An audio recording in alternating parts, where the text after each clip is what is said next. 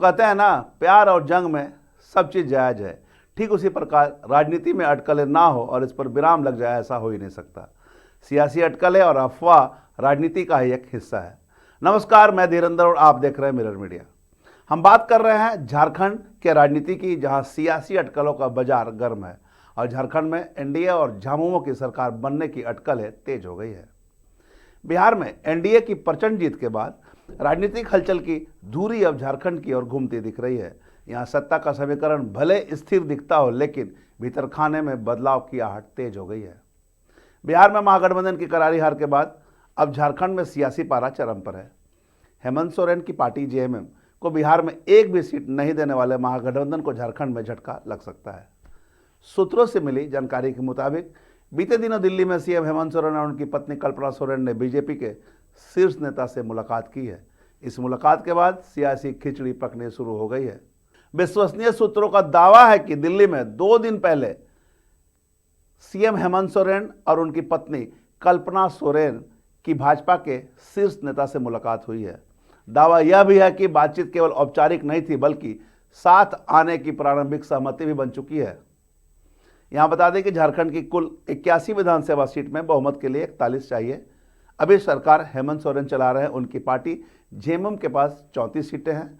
उनके साथ गठबंधन में कांग्रेस, राजद और लेफ्ट है। कांग्रेस के पास 16, राजद के पास 4 और लेफ्ट के पास 2 विधायक है। कुल संख्या वर्तमान में 56 है। वहीं अगर हेमंत सोरेन एनडीए के साथ जाने का फैसला करते हैं तो नंबर गेम काफ़ी बदल जाएगा। जेएमएम के पास 34, बीजेपी के पास 21, लोजपा के पास 1, आजसू के पास 1 और जनता दल यूनाइटेड के पास 1 सीट है। ऐसे में कुल 58 विधायक होंगे, जो बहुमत से काफ़ी ज़्यादा होंगे।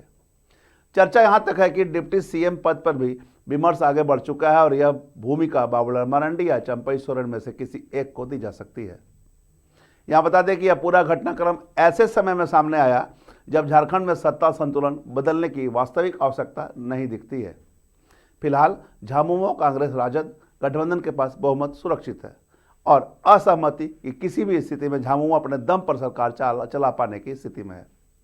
कांग्रेस से भाजपा को रोकने के लिए बाहर से समर्थन देने की मजबूरी होगी, लेकिन राजनीति केवल अंकगणित नहीं होती, यह परिस्थितियों, दबावों और मौके की समझ का खेल भी है। हाल के दिनों में हेमंत सरकार की मुश्किलें बढ़ी है, क्योंकि विधानसभा चुनाव के दौरान किए गए कई वादे वित्तीय संकट के कारण अधर में लटके हुए हैं। मैया सम्मान योजना के तहत महिलाओं को 2500 रुपये प्रति माह देने और धान का समर्थन मूल्य बढ़ाकर 32 रुपये प्रति क्विंटल करने के वादे को पूरा करने में सरकार को थोड़ी समस्या आ रही है। केंद्र से पर्याप्त निधि के बिना इन्हें पूरा कर पाना भी कठिन है। ऐसे में भाजपा से निकटता झामुमो के लिए व्यवहारिक विकल्प के रूप में सामने आ सकती है।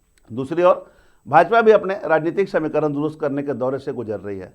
विधानसभा चुनाव में करारी शिकस्त के बाद पार्टी का आंतरिक आकलन है कि मौजूदा राजनीतिक संतुलन में लौटना आसान नहीं होगा। भाजपा की आदिवासी समाज में पकड़ कमजोर हुई है और राजनीतिक स्पेस भी सिकुड़ता दिख रहा है। ऐसे समय में झामुमो के साथ संभावित तालमेल भाजपा को नई ताकत दे सकता है। कम से कम यह संदेश तो अवश्य जाएगा कि पार्टी राज्य की प्रमुख सामाजिक श्रेणियों के साथ संवाद और साझेदारी के लिए तैयार है।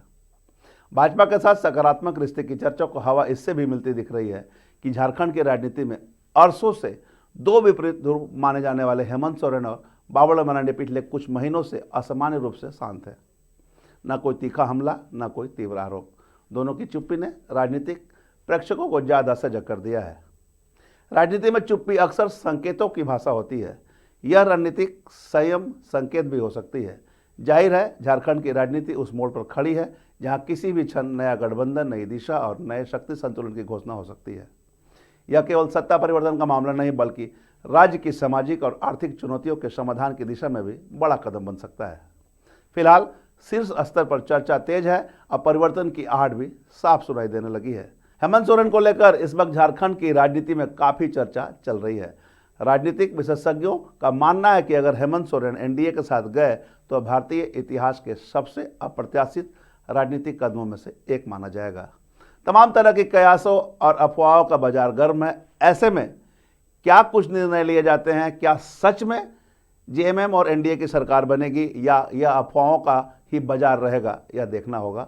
हम तमाम इससे जुड़ी खबरों से आपको अपडेट करवाते रहेंगे। बने रहे मिरर मीडिया के साथ।